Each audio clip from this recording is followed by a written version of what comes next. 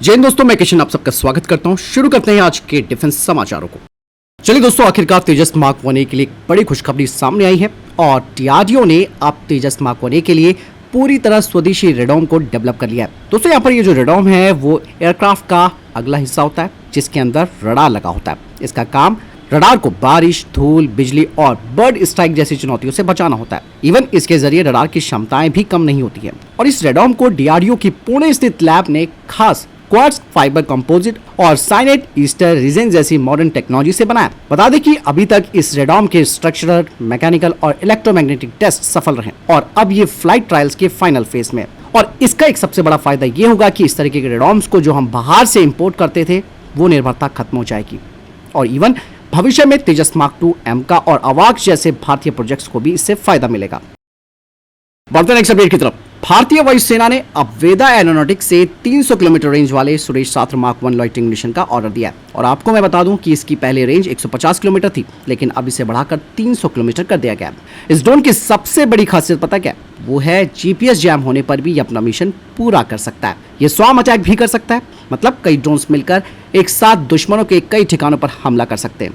ये नहीं, इससे सर्विलेंस, रिकॉनेसेंस और डिकॉय मिशंस में भी इस्तेमाल किया जा सकता है। बताया जा रहा है कि अब कंपनी 500 किलोमीटर रेंज वाले सुरेश सात्र मार्क 2 का टेस्ट कर रही है और भविष्य के लिए 1500 किलोमीटर से ज्यादा रेंज वाला नया लॉइटरिंग मिशन भी डेवलप किया जा रहा है, जो कि दूर बैठे स्ट्रैटेजिक लक्ष्यों पर हमला करने में सक्षम होगा। वहीं दोस्तों, भारत के स्टेल्थ प्रोजेक्ट AMCA पर लगता है एक बड़ा संकट आ गया है और इसके पीछे की वजह आप सबको भी मालूम है, वो है इंजन। रिपोर्ट्स बताती है कि जनरल इलेक्ट्रिक के साथ F414 इंजन की डील फिलहाल अटक गई है। बताया जा रहा है कि पहले एक इंजन की कीमत 70 से 80 करोड़ रुपए के बीच थी, लेकिन अब GE 200 करोड़ से भी ज्यादा प्रति इंजन मांग रहा है, यानी कि कीमत लगभग 3 गुना बढ़ गई है। हालांकि बीच में HAL ने कहा था कि ऐसा कुछ नहीं है, लेकिन रिपोर्ट्स जो बताती हैं वो अब हैरान कर दे रही है। और इवन यहाँ पर यह बात भी सामने आई है कि GE भारत में इंजन असेंबली लाइन लगाने के लिए करीबन 6000 करोड़ रुपए के निवेश की भी बात कर रही है। और मैं आपको बता दूं कि एमका के पहले 5 प्रोटोटाइप बनाने के लिए 15 F414 इंजन भारत को चाहिए। आगे चलकर तेजस मार्क 2, TED-BF और एमका के लिए 200 से ज्यादा इंजनों की जरूरत पड़ सकती है। लेकिन सबसे बड़ा चैलेंज यहाँ पर यह है कि एमका का डिजाइन पहली F414 इंजन के अनुसार तैयार किया जा चुका है, इसीलिए इस फेज में इंजन बदलना आसान नहीं होगा। मतलब साफ है कि अगर ये डील पूरी नहीं होती, वो भी जल्द पूरी नहीं होती, तो एमका की पहली उड़ान और पूरे प्रोजेक्ट की टाइमलाइन प्रभावित हो सकती है। हालांकि बातचीत जारी है, फाइनल फैसला होना बाकी है, लेकिन आप एक बात समझ सकते हैं यहाँ पर, लेकिन फिर भी यहाँ पर ये बात समझने वाली है कि हमने तेजस मार्क 1A के लिए भी अमेरिकी इंजन को सेलेक्ट किया, उसी के हिसाब से तेजस को हमने डेवलप किया। सेम वही गलती हम एमका के लिए भी कर रहे हैं। लेट्स सी अब आगे क्या होता है, वो तो समय बताएगा। फिलहाल को क्या लगता है कमेंट सेक्शन में लिखकर जरूर बताएगा। वही दूसरी तरफ भारत को यह पता चल चुका है कि अमेरिका का भरोसा कभी भी डगमगा सकता है। रिपोर्ट्स बताती हैं कि फ्रांस की कंपनी साफरान और भारत की डीआरडीओ और HAL मिलकर 110 से 125 किलो न्यूटन थ्रस्ट वाला नया टर्बोफैन इंजन डेवलप करने की तैयारी कर रहे हैं और यही इंजन भविष्य में एमका और तेजस मार्क 2 फाइटर जेट्स को पावर देगा। और सबसे बड़ी बात यहाँ पर यह है कि साफरान सिर्फ इंजन नहीं देगा, बल्कि टेक्नोलॉजी ट्रांसफर और को डेवलपमेंट के मॉडल पर भी काम करने के लिए वो हमारे साथ तैयार है। इससे भारत को एक तो single crystal turbine blades, high temperature materials और एडवांस कूलिंग टेक्नोलॉजी जैसी महत्वपूर्ण टेक्नोलॉजी तक पहुंच मिल सकती है। इसी बीच HAL अब लीप इंजन के लिए भी महत्वपूर्ण पुर्जे तैयार कर रहा है, जिससे कि Bharat global aerospace supply chain का भी हिस्सा बन रहा है। फिलहाल technology transfer, funding, supply chain और तकनीकी चुनौतियों की वजह से प्रोजेक्ट को फाइनल रूप देने में अभी समय लग रहा है। लेकिन अगर ये पार्टनरशिप सफल होती है तो भारत पहली बार modern fighter jet engine technology में बड़ी आत्मनिर्भरता हासिल कर सकता है और भविष्य में ऐसे इंजनों को भारत एक्सपोर्ट भी कर सकता है। फिलहाल मैं आपसे पूछना चाहूंगा कि आपको लगता है कि साफरान के साथ ये साझेदारी भारत के लिए एक बड़ा गेम चेंजर साबित हो सकती है? कमेंट्स में अपनी राय जरूर दीजिएगा। चलिए बढ़ते हैं नेक्स्ट अपडेट की तरफ। दोस्तों, भारतीय वायुसेना के जो गरुड़ कमांडोज हैं अब वो पहले से ज्यादा घातक बनने वाले हैं, क्योंकि अब उन्हें जल्द ही मिल रहा है एक ऐसा हथियार जो कि 40 किलोमीटर दूर तक दुश्मन का पीछा करके उन्हें खत्म कर देगा। रिपोर्ट्स बताती हैं कि रक्षा मंत्रालय ने गरुड़ कमांडोज के लिए नए man portable loitering munition system की खरीद की प्रक्रिया शुरू कर दी है और ये एक कामिकेजी ड्रोन होगा जिसे सिर्फ 2 कमांडोज मिलकर ऑपरेट कर सकेंगे। इसकी सबसे बड़ी खासियत ये है कि ये 40 किलोमीटर तक हमला कर सकता है और 120 किलोमीटर तक हवा में मंडराकर सही लक्ष्य का इंतजार कर सकता है।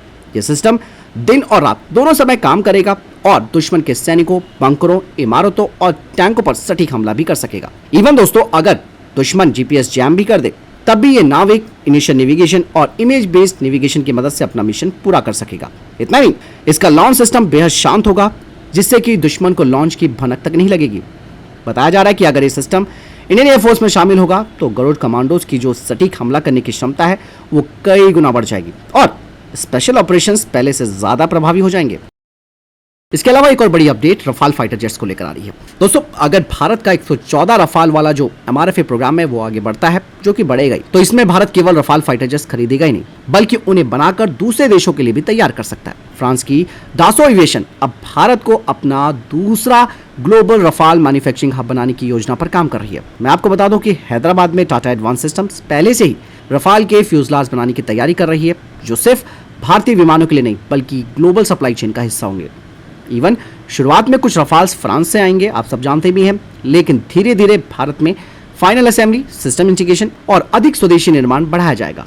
इवन इससे HAL, BEL, BDL, L&T, Dynamatic technologies और कई भारतीय MSMS कंपनियों को भी बड़ा फायदा मिलेगा और साथ ही इन सब का एक्सपीरियंस लेकर भारत भविष्य के तेजस मार्क 2 और AMCA जैसे स्वदेशी फाइटर जेट प्रोजेक्ट्स को भी मजबूत कर सकता है। मतलब साफ है कि अगर ये डील आगे बढ़ती है तो भारत केवल रफाल का ग्राहक नहीं होगा बल्कि दुनिया के लिए रफाल बनाने वाला एक बड़ा एरोस्पेस हब बन सकता है।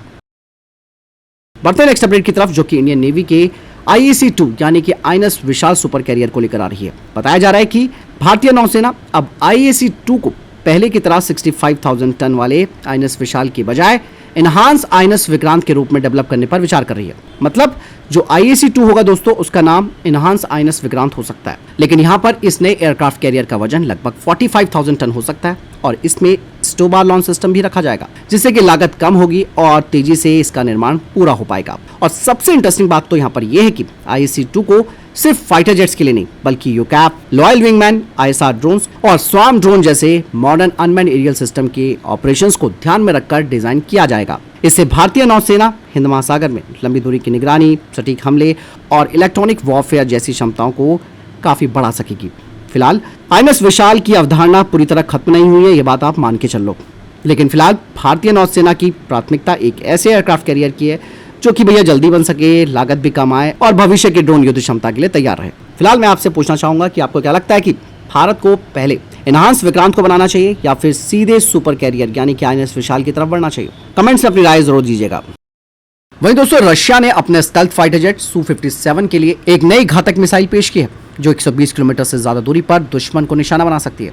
दरअसल रशिया की रोसबोरोन एक्सपोर्ट ने हाल ही में अपनी नई RVV-SDM medium range air to air missile को इंटरनेशनल मार्केट में पेश किया है। ये मिसाइल खास तौर पर Su-57 स्टेल्थ फाइटर जेट के लिए बनाई गई है, लेकिन जरूरत पड़ने पर इसे दूसरे फाइटर जेट्स के साथ भी इंटीग्रेट किया जा सकता है।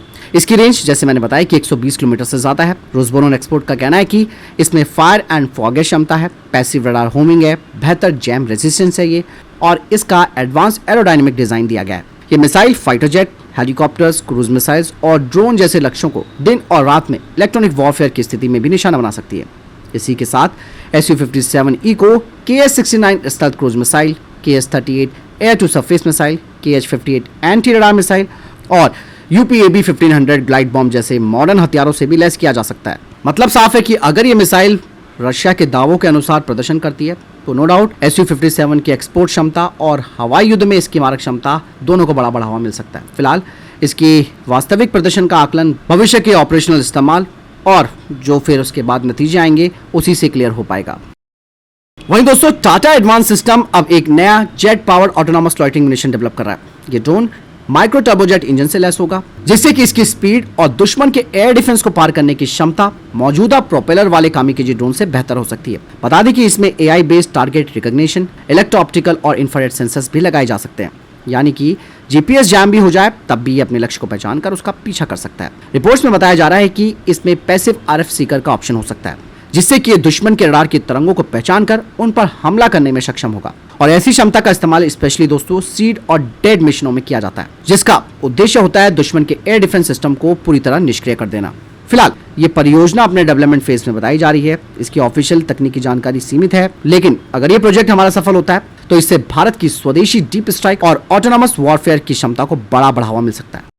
वहीं दूसरी तरफ तेजस मार्क 2 को लेकर भी एक बड़ी अपडेट सामने आई है। हाल ही में HAL के द्वारा जारी की गई विंड टनल मॉडल की तस्वीरों से पता चलता है कि तेजस मार्क 2 में कई बड़े एरोडायनेमिक सुधार किए गए हैं। अब इसका फ्यूजलाज पहले से लंबा और चौड़ा बनाया गया है जिससे कि इसमें ज्यादा ईंधन, बड़े एवियोनिक्स और पावरफुल GF414 इंजन के लिए जगह मिलती है। और इस फाइटर जेट के आगे लगे कैनार्ड्स और बड़े LERX इसे तेज मोड़ लेने, अधिक लिफ्ट करने और हाई एंगल ऑफ अटैक पर भी बेहतर कंट्रोल देने में मदद करेंगे। और इसके अलावा डेल्टा विंग, एयर इनटेक और वर्टिकल टेल के डिजाइन को बेहतर बनाया गया ताकि ड्रैग कम हो पाए और स्पीड और स्थिरता दोनों बढ़ सके। और मैं आपको बता दूं कि ये विंड टनल मॉडल उड़ने वाला एयरक्राफ्ट नहीं है, बल्कि हवा के प्रभाव, संतुलन और परफॉर्मेंस की जांच के लिए बनाया गया परीक्षण मॉडल है। इसी परीक्षण के आधार पर वास्तविक प्रोटोटाइप को फाइनल रूप दिया जाता है। मतलब साफ है दोस्तों, तेजस मार्क 2 एक ट्रू 4.5 जनरेशन का फाइटर जेट होगा और ये फाइटर जेट इंडियन एयरफोर्स को ज्यादा रेंज, ज्यादा हथियार ले जाने की क्षमता भी देगा। चलिए दोस्तों, प्रोजेक्ट कुशा इसे लेकर भी अपडेट आ गई है। हाल ही में इसका सफल टेस्ट भी हुआ है और अब बताया जा रहा है कि भारत इलेक्ट्रॉनिक्स लिमिटेड अब प्रोजेक्ट कुशा में बड़ी भूमिका निभा रहा है और अब कंपनी को उम्मीद है कि फाइनेंशियल ईयर 2029 तक 40,000 करोड़ रुपए से ज्यादा के उन्हें ऑर्डर मिल सकते हैं। प्रोजेक्ट कुशा में दोस्तों मिसाइल भी है, एडवांस रडार्स भी हैं, कमांड एंड कंट्रोल सिस्टम्स हैं, इवन कम्युनिकेशन नेटवर्क भी है, जिन्हें जोड़कर एक इंटीग्रेटेड एयर डिफेंस शील्ड बनाया जाएगा। ये system fighter aircraft, cruise missiles और दूसरे हवाई खतरों के खिलाफ भारत की सुरक्षा बढ़ाएगा और इसे स्पेशली हमारे S-400 एयर डिफेंस सिस्टम के साथ मिलकर काम करने के लिए डेवलप किया गया है। इसे आप ये मत समझिए कि S-400 का कॉम्पिटिटर है, बल्कि ये उसका साथी है। फिलहाल प्रोजेक्ट कुशा अभी परीक्षण और डेवलपमेंट के फेज में है। फाइनल डिप्लॉयमेंट से पहले कई महत्वपूर्ण परीक्षण पूरे किए जाएंगे और अगर ये सफल होते हैं तो ये भारत की स्वदेशी मिसाइल डिफेंस क्षमता में बड़ा बदलाव ला सकता है। वही दोस्तों, इसरो ने आज एक बड़ी उपलब्धि हासिल की है, जिसमें कि अब भारत समुद्र के बीच से भी अपने रॉकेट और गगनयान मिशन को सटीक तरीके से ट्रैक कर सकेगा। दोस्तों आपको मैं बता दूं कि ISTRAC इसरो ने NIOT के रिसर्च जहाज सागर मनुषा पर लगाए गए स्वदेशी शिपबॉर्न ट्रैकिंग टर्मिनल्स का सफल परीक्षण और वैलिडेशन किया है। इन सिस्टम्स का इस्तेमाल रॉकेट लॉन्च, सैटेलाइट मिशन और गगनयान ह्यूमन स्पेस मिशन की रियल टाइम ट्रैकिंग के लिए किया जाएगा। जब रॉकेट दोस्तों समुद्र के ऊपर से गुजरता है, तब जमीन पर मौजूद ट्रैकिंग स्टेशन हर जगह उपलब्ध नहीं होते। ऐसे में समुद्र में मौजूद ये विशेष जहाज मिशन की लगातार निगरानी करने में मदद करेंगे। इवन स्वदेशी टेक्नोलॉजी की वजह से भारत की विदेशी ट्रैकिंग सिस्टम पर निर्भरता भी कम होगी और भविष्य के अंतरिक्ष अभियानों की विश्वसनीयता भी बढ़ेगी। और सबसे बड़ी बात दोस्तों, ये उपलब्धि गगनयान समेत भारत के आने वाले अंतरिक्ष अभियानों के लिए महत्वपूर्ण कदम मानी जा रही है। वहीं दोस्तों, कुछ रिपोर्ट्स में दावा किया जा रहा है कि DRDO का करीबन 31 यानी कि 31 GB डेटा डार्क वेब पर बिक्री के लिए उपलब्ध है। ये खबर दोस्तों आग की तरह फैल रही थी, लेकिन अब रक्षा मंत्रालय के अधिकारियों ने इन दावों को गलत और झूठ बताया। जांच के बाद अधिकारियों ने कहा कि किसी भी active cyber attack, network intrusion या फिर डेटा थेफ्ट का कोई सबूत मिला ही नहीं है। उन्होंने ये भी बताया कि जिस डेटा की बात हो रही है उसका अधिकांश हिस्सा पुराना और अनक्लासिफाइड है। इवन कुछ दस्तावेज 2020 से 2022 के पुराने रिकॉर्ड हैं, जिन्हें साइबर अपराधियों ने बदलकर नया और गोपनीय दिखाने की कोशिश की। सरकार का भी कहना है कि ऐसे फर्जी दावों का मकसद लोगों में डर फैलाना और पैसे कमाना होता है। फिलहाल अधिकारियों की जांच में DRDO के किसी नए संवेदनशील डेटा की पुष्टि नहीं हुई है। इसलिए दोस्तों ऐसे मामलों में सोशल मीडिया की अफवाहों से पहले ऑफिशियल जानकारी पर भरोसा करना सबसे ज्यादा जरूरी हो जाता है। बढ़ते नेक्स्ट अपडेट की तरफ। भारतीय सेना दोस्तों अब ऐसे स्वदेशी ड्रोन रडार बनवाना चाहती है जो घने जंगलों के नीचे छिपे आतंकियों की गतिविधि को पकड़ सके। ये प्रोजेक्ट मेक 2 कैटेगरी के तहत होगा, जिसमें कि भारतीय कंपनियां खुद सिस्टम को डेवलप करेंगी और अगर ये सफल हो जाते हैं तो भारतीय सेना इन्हें खरीदेगी भी। ये ड्रोन दोस्तों 20 किलो से कम वजन के होने चाहिए, 60 से 120 मिनट तक उड़ने वाले होने चाहिए और 5 से 10 किलोमीटर तक ये निगरानी करने में सक्षम होने चाहिए। और सबसे बड़ी खासियत ये होगी कि ये सिर्फ कैमरे पर निर्भर नहीं रहेंगे, बल्कि फॉलिएज पेनिट्रेटिंग रडार की मदद से पेड़ों की घनी छतरी के नीचे होने वाले हलचल को भी पकड़ सकेंगे। और इस तकनीक की जरूरत दोस्तों इसलिए भी है क्योंकि जम्मू कश्मीर और पूर्वोत्तर में हाल के आतंकवादी विरोधी अभियानों में इसकी कमी महसूस की गई, जहां घने जंगलों की वजह से आतंकियों का पता लगाना मुश्किल हो जाता है। बताया जा रहा है कि अगर ये टेक्नोलॉजी हमारी कंपनियां बना लेती हैं तो भारतीय सेना की जंगलों में निगरानी और आतंकवाद विरोधी अभियान पहले से ज्यादा इफेक्टिव हो जाएंगे। वहीं दोस्तों कुछ रिपोर्ट सामने आई हैं जो हैरान कर देने वाली है। बताया जा रहा है कि हाल ही में कुछ सैटेलाइट तस्वीरें जो कि जुलाई 2026 की शुरुआत में ली गई हैं, उनसे साफ तौर पर पता चलता है कि चाइना ने 11 J-20 स्टेल्थ फाइटर जेट्स को अपने 2 एयरबेस पर डिप्लॉय कर दिया है। इनमें से 7 J-20 होटान एयरबेस पर हैं और 4 J-20 डैमसेंग्यू एयरबेस पर हैं। होटान एयरबेस दोस्तों लद्दाख के काफी पास है, जबकि डैंगसुंग एयरबेस अरुणाचल प्रदेश की दिशा में स्थित है। डिफेंस एक्सपर्ट्स कह रहे हैं कि सिर्फ सैटेलाइट तस्वीरों से किसी हमले की तैयारी की पुष्टि तो नहीं होती है, लेकिन इतनी संख्या में J-20 की लगातार तैनात की ये बात दिखाती है कि चाइना अपने 5वीं पीढ़ी के फाइटर जेट्स को बॉर्डर के करीब नियमित रूप से ऑपरेट कर रहा है। तो भारत की बात की जाए तो भारतीय वायुसेना के पास रफाल और अपग्रेडेड Su-30 MKI है। इवन भारत एमका पर काम कर रहा है, लेकिन फिर भी 5th जनरेशन के फाइटर जेट को रोकने के लिए भारत को भी 5th जनरेशन का फाइटर जेट चाहिए होगा। इसलिए यहाँ पर एक्सपर्ट्स का मानना है कि फिलहाल भारत के लिए counter stealth radar, integrated air defence और मॉडर्न लड़ाकू क्षमताओं को और मजबूत करना ज़्यादा जरूरी हो गया है। फिलहाल सैटेलाइट तस्वीरों से केवल डिप्लॉयमेंट की जानकारी मिलती है, किसी मिलिट्री कार्रवाई की पुष्टि नहीं होती है। तो फिलहाल इतने के टॉप डिफेंस अपडेट्स। वीडियो के सामने कोई प्रश्न जवाब आपको कोई सवाल है कमेंट सेक्शन में जरूर पूछेगा। वीडियो को लाइक और शेयर जरूर कीजिएगा। ख्याल रखिएगा अपना। जय हिंद, वंदे मातरम।